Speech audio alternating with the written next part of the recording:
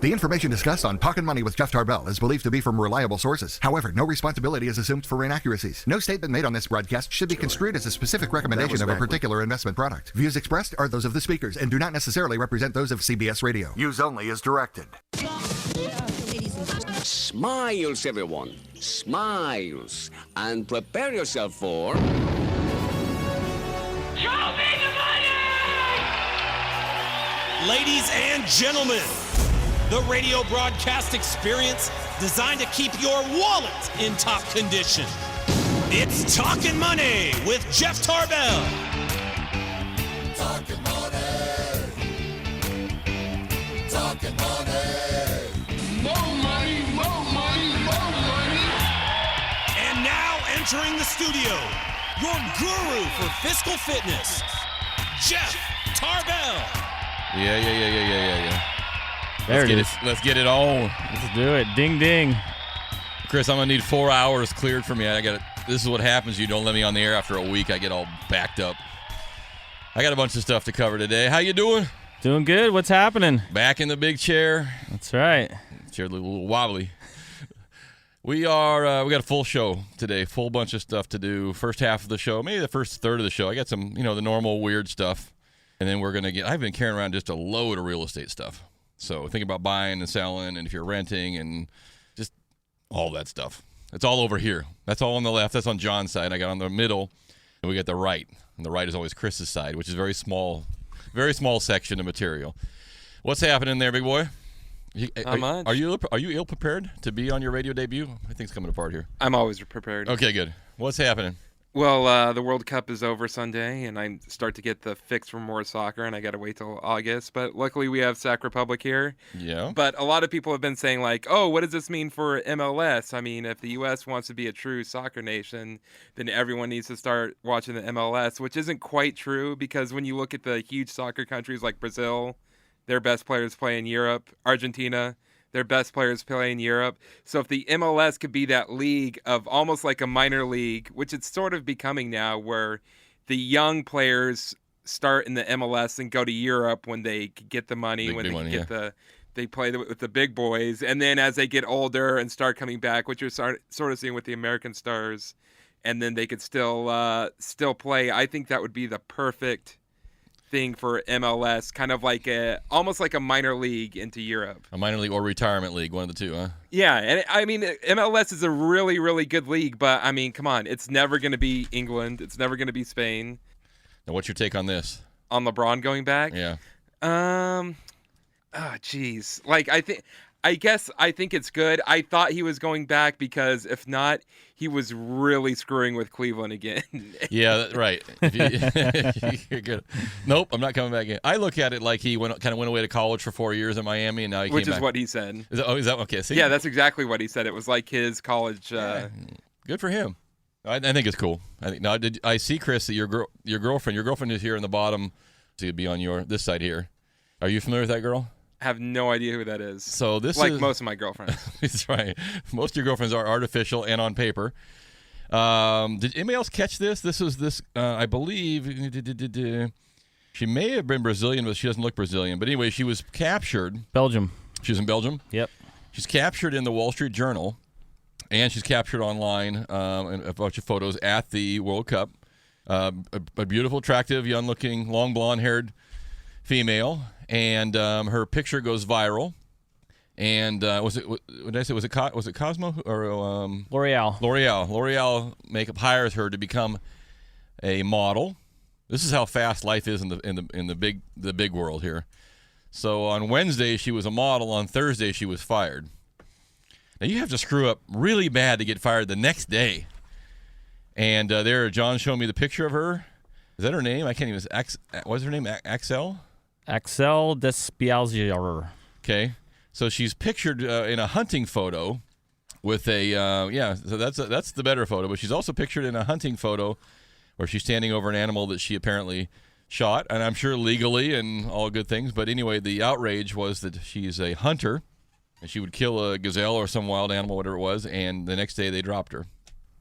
Which also goes, if you've been following on Facebook, there's like another very similar looking cheerleader who was a big-time game hunter, and she was having some issues too. So apparently there's a trend going on with the attractive young blondes. They all like to hunt. So I don't know what that means for you young studs that are out there trying to They're hunting big game. Yeah, they're hunting big game. So and it's not going so well for them on the online. So if you're a young blonde, maybe give up hunting, take up, I don't know what would be, crochet would be, maybe that would be considered safe. I don't know. It depends on what you're crocheting. Maybe the crocheters don't like that. I don't know. But anyways, interesting week in the world of online sports and entertainment. We got a lot of stuff to cover today. 339-1140. 1-800-920-1140. You can text us at 441140, and yes, it is working. We have, do you have our, I'm not sure if it's in there. Do we have, I need to pull up the concert schedule for, can you get that on there? For Hellwig. For Hellwig? Now, I know there's a concert tonight, the Little River Band, which all of our tickets are gone. We've got a concert coming up, I think another couple weeks, so John will pull that up. We'll give some concert tickets away if you want that. We've got some Sacramento River Cats baseball. Still got some roundtable pizza if you want to win some things. We got some good questions for you. Did you catch this, Johnny? What do you got there, Jeff? Speaking of the intranet, rarely, and I mean rarely, would you say that Google would admit they screwed up something, or maybe it's not as going as well as they thought? No. The Google Glass already, even though it has not come out on a wide-scale basis yet, is already being considered maybe not so good. Not such a brilliant idea. However, they are taking that technology and putting it into a watch. So they're going to have effectively, but doesn't a Wonder Woman watch? Doesn't Samsung already have? Yeah. Yeah, but so this isn't like new ground. But I don't know. Samsung's you can. I haven't seen one in person. I know you can see if someone's texting you or calling you. Chris, can you access the internet through that thing? Do you know? I have no idea. You don't have one?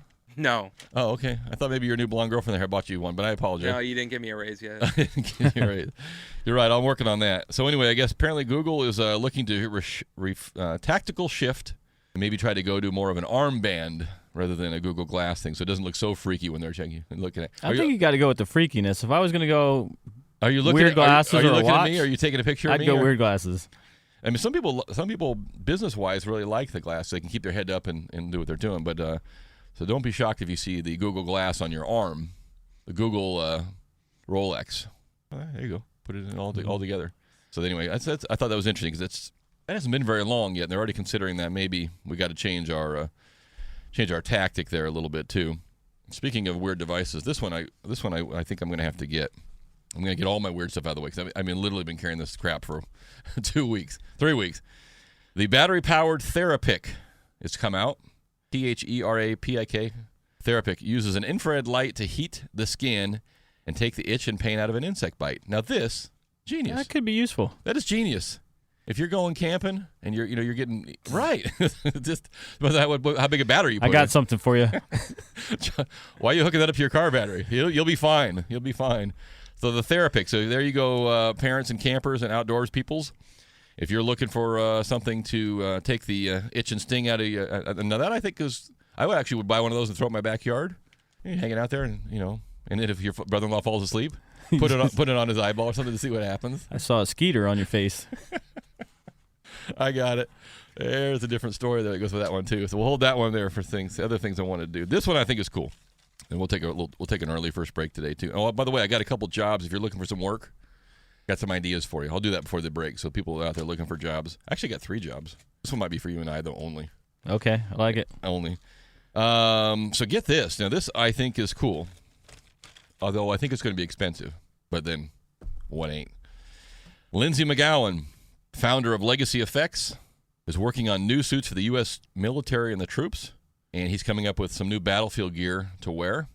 Lindsey McGowan, who you probably don't know, because they probably put his name at the very, very end of the movie, is also the guy that came up with the Iron Man suits and developed those.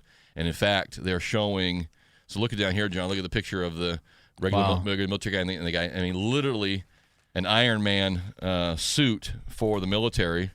Future helmets may include visors, sensors, and Google-type glasses. Oh, they better hold on to those. Cooling systems. Suits include a cooling system to help regulate the body temperature of U.S. troops encased in body armor. Motorized. This is the part that is so cool. I got to get one of these because I'm getting so damn lazy. I don't even want to walk on my own. Motorized exoskeleton. The suit would likely include a motorized exoskeleton to help carry the hundreds of pounds of added weight from the body, armor, and high-tech components. Future suits might be powered by a small engine. The bodysuit would provide dramatically increased body armor protection extending to the limbs. Now, if you're like Al-Qaeda or somebody, and this dude comes walking up in this thing, you're turning around. you just drop your crap and leave, because that dude is you could fire on him, and that is not going to hurt. You're going to have to use something bigger on that.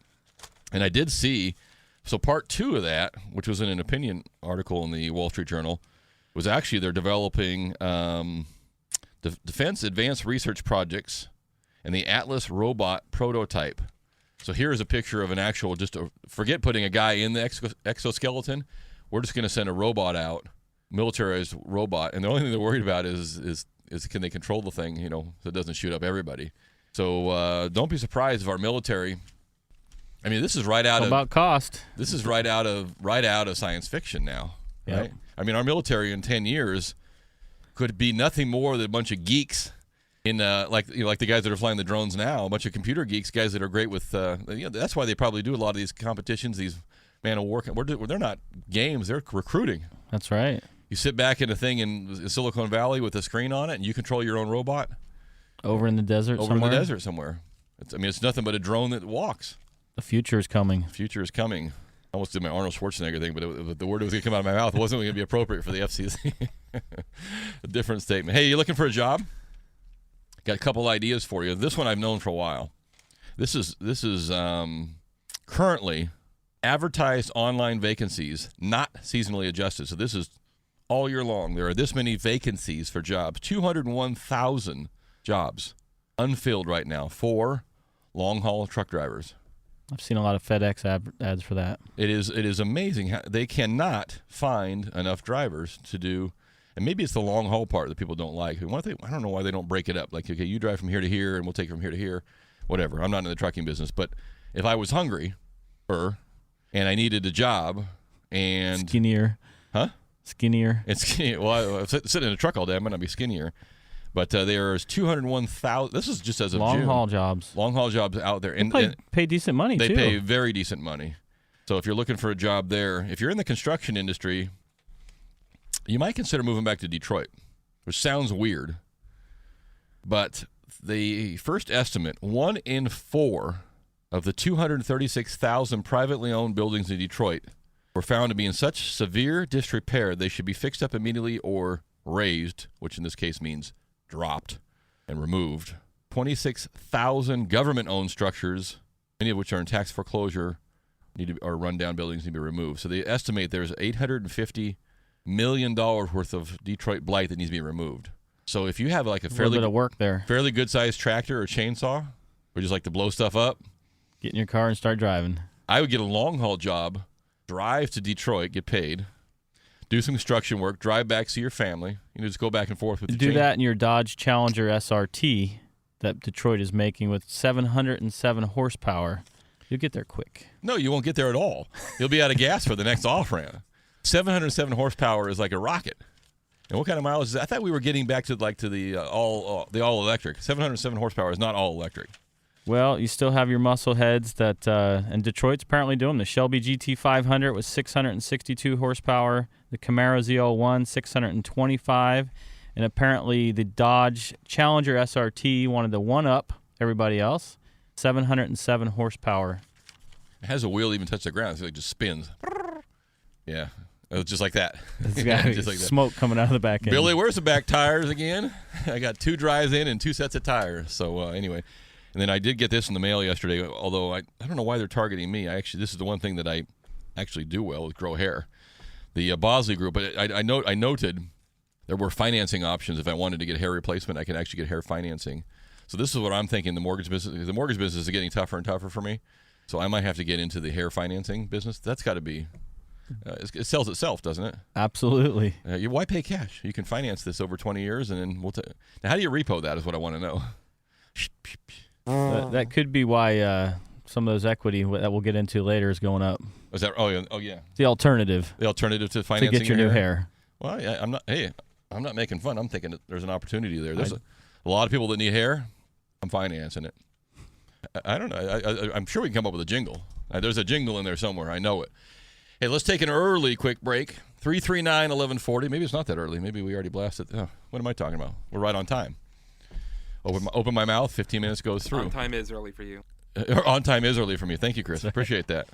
And please find your bonus right here in between the 339-1140. 1-800-920-1140. You can text us at 441140 if I can get it out of my mouth. And I know where you're going. I know. Today's July 12th. That's right. Yesterday was 7-Eleven. 7-Eleven. Did you get your Slurpee? I did not. I didn't either. But I did see a whole bunch of kids walking around with free Slurpees. And I wanted to do like a thing on Facebook and say, hey, go in and say, hey, Jeff said I could have a free Slurpee and make myself look, like all cool, but I forgot. But anyway, what's 7-Eleven to do with you? So the question yesterday, 7-Eleven, apparently they give out free Slurpees on that day. Yes, they do. Throughout North America. The question is, which market has won and been crowned the world's Slurpee capital for the 15th year in a row? Which market is that? In North America. In North America. Keyword there. That's right. And your natural guess would be like Vegas, Phoenix, even Sacramento. Florida. Florida. Anywhere it gets kind of hot and sticky, humid. But that don't let us lead you astray. I'm just throwing out things that would be obvious. So which market, number one in the Slurpee world? Slurpee capital. Slurpee capital. Do they give how many Slurpees they buy? Is there any numbers? You got any facts or figures? I'll get you some. Or does this just come off the top of your head? I'll get you some. 339-1140. 1-800-920-1140. This one you might have to goggle. If you got your goggle glasses on, you can try that. Which is the Slurpee capital of the world? John Fodero, Jeff Tarbell, Christopher Laud. We're going to be right back, Jack. Talkin' money. Well, alrighty then. We're back to Talkin' Money with Jeff Tarbell. Thank you, Scott Moak. How you doing? We are live on a Saturday. Barely alive. Hey, next weekend is next weekend the golf? Yes, next weekend is the golf. Celebrity golf? Celebrity golf tournament. Are we going to might have to take some little motorcycle ride up the street. Yeah. I like to go up there on the bike because you can avoid all the traffic. Mm-hmm. I'm waiting to see Pete wash your motorcycle next weekend. He's going to throw it in the lake, is what he said. Anyway, we had a quiz question before we went to the break, and it was regarding 7-Eleven. Yes, yesterday 7-Eleven had free Slurpees all day because it was July 11th, 7-Eleven. So the question was, who is the Slurpee capital of the world in North America is the question. Yep. And do we get a winner? We got two winners. We got two winners. Mm-hmm. Okay. Winnipeg, Manitoba. Who would have thought? It's like freezing up there, isn't it? The average daily temperature from December through March is 10 degrees. Oh, the Slurpee's probably like 35 degrees. I guess it would warm me up a little bit. Well, Christian Cassidy's comments were, nothing makes you thirstier than shoveling a couple feet of snow. Nothing resolves your thirst like a Slurpee. How about some water? I don't get it. Okay, anyway, we had a couple winners who got that right. Congratulations. I guess the goggle is working. My note here to me says, 4th of July, unleash the beast. So I don't know. In fact, this was flat out across the board. Everybody in the real estate industry, from the time school got out until this Monday, was looking around going, what is going on? It is unusually slow. Totally agree. There's housing open houses with nobody coming through them. Buyers don't seem to want to do anything, although they're out there. It was weird, and I must have got an email a day from people saying, "Hey, are you seeing the same thing?" It's just weird. I don't get it. And then Monday would have been like the 7th or so, somewhere in there. Boom! It's like everybody's back. Everybody and their mother got back from vacation and decided we got to buy something now. And and I was just checking in with everybody else this week and saying, what are you guys seeing? And just from realtors, and they were like, it's a zoo. It's a zoo. And I probably had 15 or 20, new calls or applications for getting pre-approved in 1 week. Now I will say, there's a lot of bad credit out there, still, a lot of bad credit, which is fine. I mean, it's not fine. I mean, but it's just be aware. And I try to tell people when they come in, before I even look at your credit, if I tell you it's going to be 6 months to a year, don't take that as a bad thing. It's kind of a normal thing. But it does surprise me sometimes when people will come in And maybe I don't know if it's I don't want to use the word ignorance. I don't think it's ignorance. I just don't think they're not keeping on top of what their credit is. And you have to be you have to have some awareness of what your credit looks like and what's going on, and know that I've got to have my ducks in a row. And I would say to all of you that are thinking about buying something or maybe even refinancing now, the last 12 months is real critical. I mean, we know that in the past there's been a lot of wiggly things, bankruptcies, foreclosures, short sales. We know that's happened. But the last 12 months history of your credit needs to be very, very good. Very, very good. Oh, yeah. And so that's an important aspect is that what underwriting wants to look at and what they're looking for is, hey, I had a short sale or foreclosure or bankruptcy in, you name it, 09, 8, 10, 11, whenever it was. We know things happen. The whole country went through it. But you have to be able to show that whatever happened has kind of settled itself, and now you're back on track. And back on track doesn't mean if I was making 100 before I'm making 100 again. It means just that things are settled down. Whatever I'm doing right. I'm making my payments and my bills. And the last 12 months looks pretty darn good. And so, and a lot of people surprisingly either don't know or don't keep track of. Well, and I just wonder, I think you're right. People just don't know. I mean, coming out of Market Watch Wall Street Journal this week, fewer than 30% of U.S. teens understand their paycheck. Oh, my daughters are getting paid now. They understand it. They understand that their term is government's ripping me off. And I love it. I think that's if anything they learn from their jobs this summer is that, see, I worked and I made $300 gross and I got $180 or whatever or $200. There's $100 missing. I want that lesson to be ground into their skull that money gets taken from you and it may not be spent properly or spent the way you want to do it. I want them to understand that. Yeah, I just think the article goes to say that the pay slip for the month of July listed 4 numbers: gross pay, deductions, net salary, and gross salary year to date. Only 28.8% could correctly say how much was automatically deposited into their bank account. So with all this automation, some of them aren't seeing paychecks. Some are working, money goes into the bank, they show them a pay stub, and they're not even sure what's there. So I think we need to get back out to the high schools and do some more teaching. That's one of the things we teach in our class. The first thing is, hey, we qualify on gross income. What does gross income mean? Gross, I didn't make enough. No, gross income before taxes, Right. Before all the deduction. What are all these deductions? Who's FICA? I think some of that leads into the credit. If you don't know this, then how do you know? Because you don't have the education in it. I do. And I also think that adults who are busy during their daily life will minimize the effect of, hey, I made that payment, a couple days past when it was due, when it was 30 days late, and it's not that big a deal. It's not that big a deal if you do it one time, but if it's a habit. So let's bring that up. A client making a mortgage payment pays their payment late, but they call the bank, and the bank says, well, yeah, it's going to show up as a charge next month, say $55 as a late charge, but you don't really have to pay it until you pay your mortgage off. Huh? I've had this several times now. If you call your mortgage and you make a late payment, there's a late fee. The late fee on your statement comes and says late fee $55. Yeah. But I've had clients call where they say, no, you don't have to pay that all next month. It's just got to be paid off, but it'll always show on your mortgage statement. My point is that is bad to an underwriter. Yeah. And are you talking about late beyond 30 days or just a late fee beyond? Because beyond 15 days, you get a late fee. Beyond 15. Yeah. So it's not hitting your credit report as a late, but it's showing up as your mortgage statement that shows late, and you could have 10 of those over the last 12 years, and now you want to purchase another house or refinance. Yeah, you get $600 for late fees. Exactly. Oh, I haven't seen that. I've seen it twice now in the last 2 months. Yeah, don't let that drag. Don't take your advice from the person who's answering the phone at the mortgage servicing company. Correct. Yeah, so you want to get those things paid off. I think that goes like the example we use in our class at the high school, which is, you're young punk, you rent your first apartment and you forget to turn your cable box back in, or you turn in late and they put a $200 collection on you and you just let it go. You figured, forget them. I'll let them find me. They don't ever try to find you. It just hangs on your credit report and it keeps getting re-reported. Next thing you know, you're 30 years old. You want to buy a house, and damn, you got a $1,000 collection from when you were 22.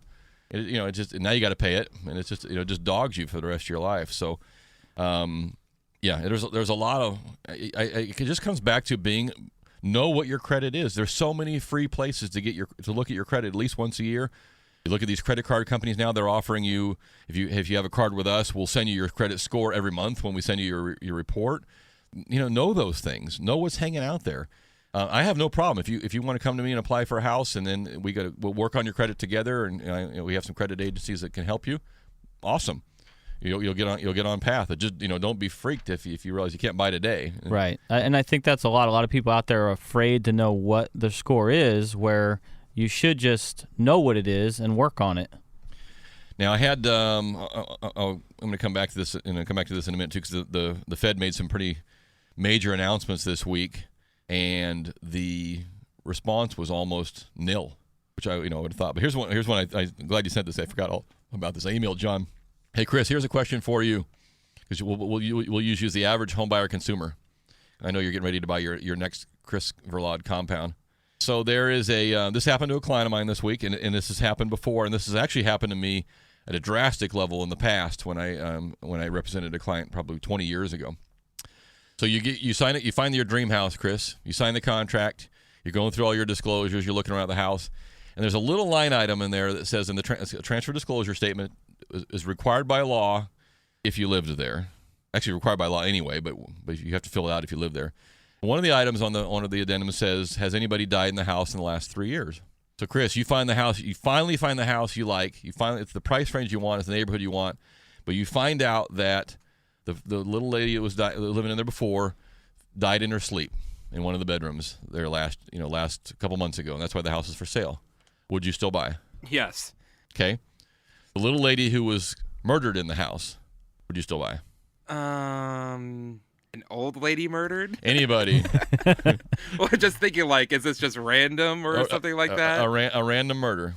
Probably not, then. Okay. Her son comes in and killed her. Yes. If the guy's caught, then I would okay. live there. Interesting. So if she's randomly killed, you won't buy it, but if her son shoots her, you okay. If the person is caught, I will live in there. Okay. So you're worried about this. All right. So interesting.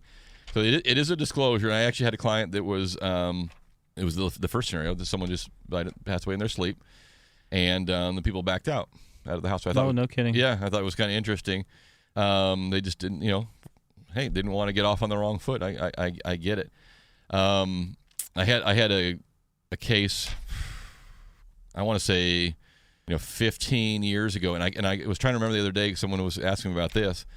If I was trying to remember whether it was something we were doing on property management, or if it was back in the day, 15, 20 years ago, I used to sell as a broker. I'd sell a few houses too for clients that wanted to sell their properties, and we'd sold a house to somebody, and it had been it was like an estate. I don't remember all the details, but all I remember was that I got a call from the clients about a week later saying, "Hey, the next door neighbor came in and told me that the entire family was murdered in this house quite a few years ago, and the kid who did it is getting out this next year."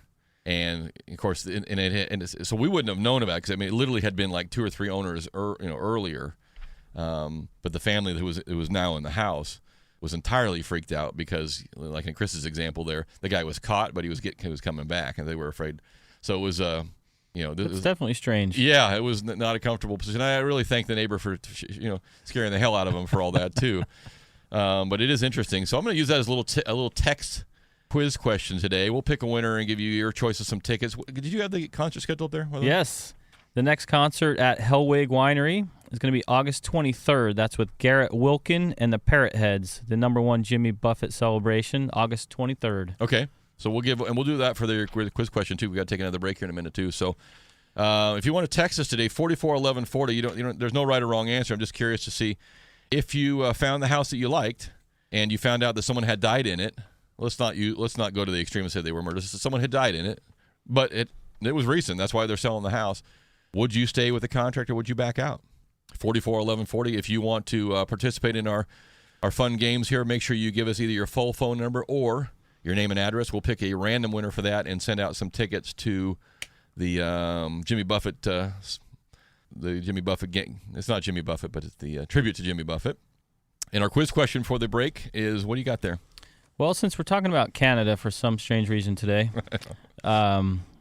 there is a worm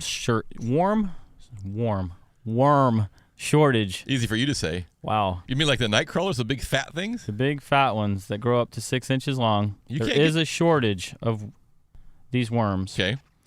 And apparently, the question I have is, how many, in U.S. imports, how much in dollar value of live worms from Canada do we import each year?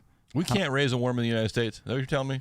Apparently the soil is perfect in Canada. Well, maybe it wasn't if they're having a shortage. We need to get ourselves some worm soilage. Maybe it's all the Slurpees they're drinking up there. It kind of trickles down. So it is fishing season, so this is why it comes up. Yeah. And it's interesting to know the figures. But Steph Henderson would know the answer to this.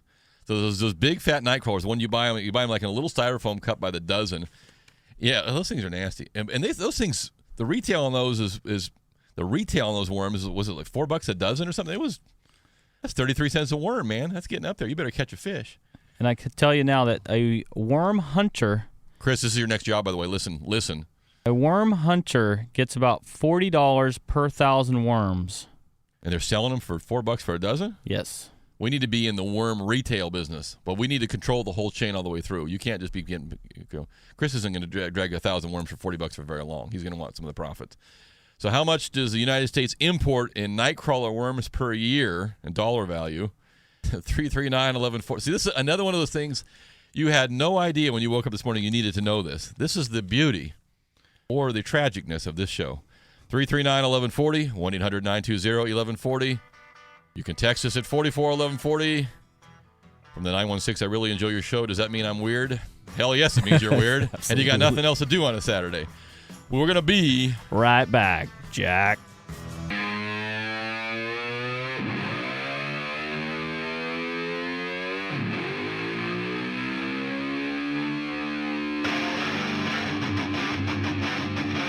Talking money. And we're back to Talkin' Money. And here's Jeff Tarbell. Right. People on the text line said you guys are now doing real estate, finance, worms, everything. Yeah, this is it. This is how it goes down. Very well-rounded. Like those worms. I don't think we got a winner because the closest one I saw online was 1.3 billion. That's a lot of worms. 1.3 billion. How much? What was the answer to this? And while we're on Canada, I got another Canada story for you. $20 million in live worms. Yeah, see, from Canada each year. Drop in the bucket, but they didn't have any. It was causing quite the stir. So that's right. Yeah, they're shortage of big fat worms called night crawlers. They're paying 3 cents a worm, and they're selling them for 33 cents or 4 cents a worm. It was quite the market. Yeah, 4 cents is what they're pulling them out, and they're selling them for 33 cents. Yeah, it's a good market there. See, so if you want to be a long haul truck driver, you could dig some worms. You can find them. I'm going to leave our text line open 441140. Our question was, and we'll take a couple random winners off there. So make sure you give me your name and address if you want us to mail you some tickets to the Jimmy Buffett tribute concert coming up on August 23rd. That is correct. Okay. August 23rd. The question was, if you were in contract to buy a house. I mean, really, this is the house you wanted. And the transfer disclosure statement said that someone had passed away in the home recently. Nothing dramatic, not big murder spree, and it was on the news. Someone passed away in the property. Would you back out of the contract? Yes or no? That's our text question for the 441140. Speaking of Canada, and getting into a little bit of real estate here during the break, the number one country with the most buyers buying in the United States is Canada, which sounds reasonable because they're right next door. 19% of all foreign buyers are Canadians. John, I had asked him during the break what he thought the answer was. He thought maybe it was China. China was right there next to him at 16%. Then you got Mexico, the United Kingdom, and India. Missing is Japan, which I thought was kind of interesting. This is the part that I find fascinating. So you look at your buyers here. So your average Canadian buyer. So the median price of all homes sold in the United States right now is about $199,000, just under $200,000. That's the median price. Your average Canadian's buying a house just above that at about $212,000. The average buyer from Mexico is buying a little lower, about $141,000. But your average British person from the UK buying at $350,000, from India at $342,000. Your average Chinese buyer is buying a house at $523,000. That's remarkable. It's because they know how to read their pay stub. or they have a big pay stub. So almost twice everybody else. I could see a lot of buyers from India. If they're coming in, there's a lot of them coming on work visas. They're getting very good jobs. I mean, I get that. The UK, I don't know why that would be as high as it is, but on China, that's high. $523,000. That's a lot of money. And where are they finding those houses? I mean, they got to be buying in all of the New York, San Francisco. I mean, they're big city. They're stuff. buying in the right. in the metropolises there. I thought that was pretty interesting. I did mention before the break, the Fed came out this week and said we're going to stop buying bonds. And if you recall, back to 2008 and 2009, the Fed stepped in, which was QE1 and QE2 and QE3 and QE continuing on, quantitative easing, which is basically nothing more than the government coming in and being a buyer for bonds and buying up all the bonds. And what that does is it drives rates down because supply and demand. We got a lot of demand. We offer less rate. The part that I never put two and two together on until I read this article was the goal was, one, yes, it would drive down rates. It would also buy up supply of mortgage-backed securities, give a good rate. So it brought down the rates. It really did stabilize the mortgage business. I mean, you can say anything you want about it. The mortgage business was going to hell. Actually, the mortgage business was already in hell. Yes, it was. And the real estate business was in hell with it. And it stopped us from going deeper. I mean, there's no way around it. And it did pull that back from the brink, and where we are today is a much better picture. So I don't care what you say about it. That was a success. At what cost we can debate, but it was a success. What I didn't know, and what people are worried about now a little bit, was the counter part two of that was, so John's got $1,000 in his hands he wants to invest, and he looks at bonds and the market there and says, well, I don't make any money there. So he looks over here and says, look at the Christopher Laud stock and look at the Jeff Tarbell stock and look at all these other stocks. They're returning a little better. I'm going to take a risk on those stocks. So John moves his money into the stock market. Or maybe there's a corporation, the Jeff Tarbell Corporation, and we have some debt we need to finance so we can grow our business. And we're offering 2.5%. John's getting 0.1 in this thing. So John says, here, I'll loan you guys $1,000. I'll invest in your company so you can go expand. That was part two of the big part of the venture, is to move money into riskier things. Now, where are we today? Okay, rates, they're going to stop supporting rates, so rates are going to start to trickle back up. In fact, not only are they going to start to trickle back up, they're going to move them back up in 2015. They've said as much. So now here's John with this $1,000 again. Okay, I can put it over in Christopher Laud's company, or I can put it in the stock market, and I might make, 6 or 8% at risk.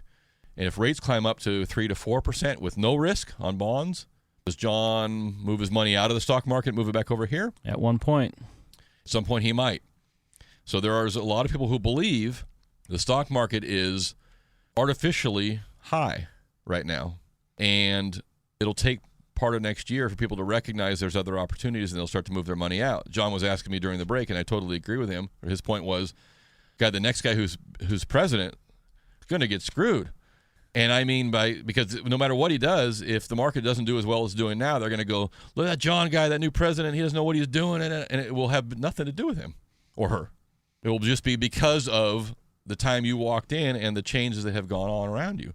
So one of the questions you have to ask yourself is, do I want to leave my money in the stock market? I'm getting these questions all the time now from people that are looking to buy houses. Geez, the prices are kind of high. I should probably wait into the year and save some more money. My response to you is, you can't make enough money for most of us in the next year to overcome the increase. Rates going from 4.2 to 5.2 or 6. House prices going from an average of 199 to 215 or 220. The market is going to go faster than you can save. And I always come back to the train analogy. You got to get on the train. I know that isn't your dream house. I know it. But it's a house you can afford. You can write it up, and it'll pull you up, and you can earn some equity, and you can move up to the next house. Now, people are saying, hey, I can't even find the subpar house I want. That may be true. But sitting around thinking you can outsave the market for a bigger down payment to get the bigger house is, I think, not realistic for 99% of us. Those of you who are in some sort of commission type thing and you got some big deal going to close at the end of the year, fine. The rest of us the rest of you who are on W-2 commission or W-2 income and your income is pretty much set, probably not. Probably not. Yeah. And a 1 point interest rate, 1 point movement in rates will probably put you back down in a house where you want to be. Yeah, so. You don't think you like the house now. So that's a very interesting concept, and I am going to have that discussion with some of my own financial planners and those things too. Is where do you guys see the market going if rates are going to start to rise? There's going to be other opportunity to make money, and it may not necessarily all be in the stock market. Speaking of housing, a couple things I've been carrying along. How are we doing on time there, Chris? Keep track on. Okay, we're doing all right. We still got. I'll leave our quiz question open. We've got people that are texting us in here.